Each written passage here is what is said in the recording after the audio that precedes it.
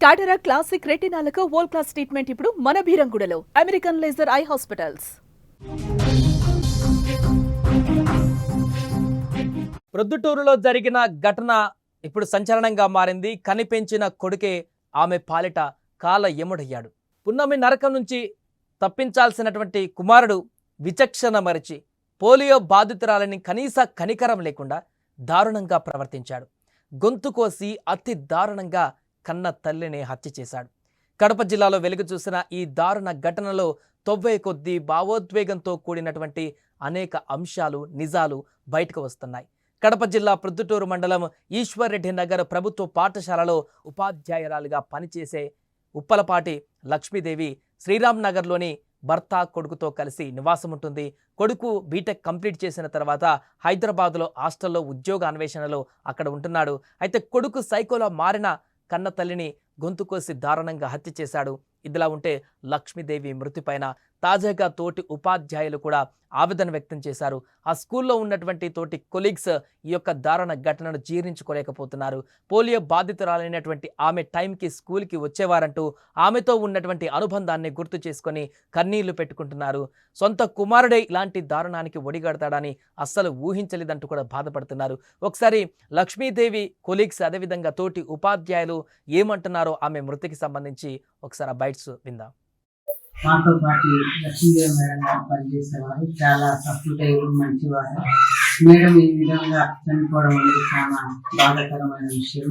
అంగవైకల్యం ఉన్నప్పటికీ ఆమె స్కూల్కి సకాలానికి వచ్చి అందరితో కలిగిగా ఉండి పిల్లలకు విద్యాబుద్ధులు బాగా నేర్పించినారు. అలాంటి ఆమె ఈరోజు మా దగ్గర లేకపోవడం అనేది చాలా బాధాకరం. దానికోసం తీవ్ర దిగ్భ్రాంతి వేస్తుంది. మరి ఏదైతే సంఘటన జరిగిందో ఆ మేడం లక్ష్మీదేవి మేడం గారు ఇక్కడే ఈశ్వర్రెడ్డి నగర్ అనేటువంటి ప్రైమరీ పాఠశాలలో ఉపాధ్యాయురాలుగా పనిచేస్తున్నారు. అయితే చాలా మంచి వ్యక్తి, నిబద్ధత కలిగినటువంటి ఒక టీచర్ను మేము పోగొట్టుకున్నాం. చాలా బాధాకరంగా ఉంది. స్కూల్లో కూర్చొని విద్యార్థులకు చాలా బాగా ఆమె విద్యాబుద్ధులు చెప్పేదండి. మరి చాలా డిసిప్లైన్ కలిగినటువంటి ఒక టీచర్ అని చెప్పచ్చు. ఇటువంటి టీచర్ మా మండలంలో లేనందుకు చాలా బాధగా అనిపిస్తూ ఉంది. చాలా దారుణం అండి. కన్న కొడుకే ఇంత దారుణానికి ఒడిగట్టడం అనేది ఎవరు జీర్ణించుకోలేరు. నిజంగా ఆమె చనిపోయే ముందర తన కొడుకు స్వభావం ఏందో తెలుసుకొని ఇంక ఈ లోకంలో లేకుండా పోయి అది కూడా ఆమె ఒక రకంగా మంచిదైందేమో. ఇంకేదన్నా బతికి ఉండే తన కొడుకు ఇట్లాంటోడు అని తెలిస్తే ఇంకా మానసిక వ్యధ చెంది ఉండేదేమో. చాలా భయంకరమైన విషయం. మేము మేడం తోటి కలిసి పనిచేస్తున్నాము కొలీగ్స్ ని. మేడం ప్రతిరోజు పాఠశాలకు కరెక్ట్ గా తన సమయానికి అందరికంటే బాగా ముందుగా వచ్చి తను కుర్చీలో కూర్చున్నప్పటికీ కూడా ఆ క్లాస్ అంతటిని బాగా మెయింటైన్ చేస్తూ ఉండేది. కానీ మేడం ఈ విధంగా ఇట్లా అకస్మాత్తుగా మరణించడం అనేది చాలా బాధాకరమైన విషయం సార్. అది మాకు కూడా ఆ విషయం విన్నప్పుడు చాలా బాధ అనిపించింది. అసలు అది కూడా ఒక కొడుకు చేతిలోనే మరణం అనేది మాకు అసలు జీర్ణించుకోలేకుండానే ఉన్నాం మేము. సో అది అక్కడ తోటి ఉపాధ్యాయులు కొలీగ్స్ చెప్తున్నటువంటి మాటలు. ఎంతో ఆమె గౌరవంగా ఉండేది, ఎంతో ఇక్కడ పిల్లలకి అద్భుతంగా పాఠాలు చెప్పేది, డిసిప్లిన్గా ఉండేది, అందరితో మంచిగా ఉండేది. అలాంటి ఉపాధ్యాయులు ఈరోజు లేదు మా మధ్యలో అనేటువంటి విషయాన్ని కూడా మేము జీర్ణించుకోలేకపోతున్నాం. అది కూడా కన్న కొడుకు చేతిలో మరణించడం అనేది చాలా బాధాకరమైనటువంటి విషయం అంటూ కూడా వారు చెప్తున్నారు. అసలు ఎక్స్పెక్ట్ చేయలేదు ఎవరు కూడా ఇలాంటి మరణం సంభవిస్తుందని.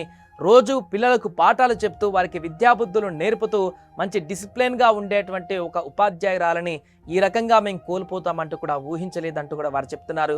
ఒక ఉపాధ్యాయులు మాత్రమే కాదు, అక్కడ ఉన్నటువంటి కొలీగ్స్ మాత్రమే కాదు, స్థానికులు కూడా ఇదే మాట చెప్తున్నారు. వారు చాలా పద్ధతిగా ఉండేవారు. రోజు స్కూల్కి వెళ్ళేది తను పోలియోతో ఇబ్బంది పడుతున్నప్పటికీ కూడా, అనారోగ్య సమస్యలతో ఉన్నప్పటికీ కూడా ప్రతిరోజు స్కూల్కి వెళ్ళేది. స్కూల్లో విద్యార్థులకు విద్యాబుద్ధులు నేర్పేది. ఎంతోమందికి ఆదర్శంగా నిలిచినటువంటి లక్ష్మీదేవి ఈరోజు లేదనేటువంటి విషయం ఒకెత్తైతే, కన్న కొడుకే కాల యముడిగా మారి అత్యంత కిరాతకంగా హత్య చేసినటువంటి ఈ ఘటన మేము ఏమాత్రం కూడా జీర్ణించుకోలేకపోతున్నాం, ఏమాత్రంగా కూడా దీన్ని యాక్సెప్ట్ చేయలేకపోతున్నాం. ఇంత భయానకమైనటువంటి దృశ్యాన్ని మా కళ్ళ ముందు చూసి మేము రాత్రి కూడా నిద్రపోలేకపోతున్నామంటూ ఆ చుట్టుపక్కల ఉన్నటువంటి స్థానికులు కూడా తీవ్ర ఆందోళన వ్యక్తం చేస్తున్నారు. కన్నీటి పర్యాయమవుతున్నారు. ఇంత దారుణంగా కన్న కొడుకు చేతిలో మరణించేటువంటి దుస్థితి ఏ తల్లికి రాకూడదంటూ కూడా వారు ఆవేదన వ్యక్తం చేస్తున్నారు. ఏదేమైనా కూడా లక్ష్మీదేవి ఇక లేరు అనేటువంటి వాస్తవాన్ని అయితే వారు జీర్ణించుకోలేకపోతున్నారు. ముఖ్యంగా స్కూల్లోని ఉపాధ్యాయులు, తోటి ఉపాధ్యాయులు వారందరూ కూడా ఆమె యొక్క గుర్తులను నెమరవేసుకుంటూ ఆమె ఈ రకంగా ఉండేదంటూ ఈరోజు ఇలాంటి పరిస్థితి రావడం చాలా బాధాకరం అంటూ కూడా వారి యొక్క ఆందోళనను వ్యక్తపరుస్తున్నారు.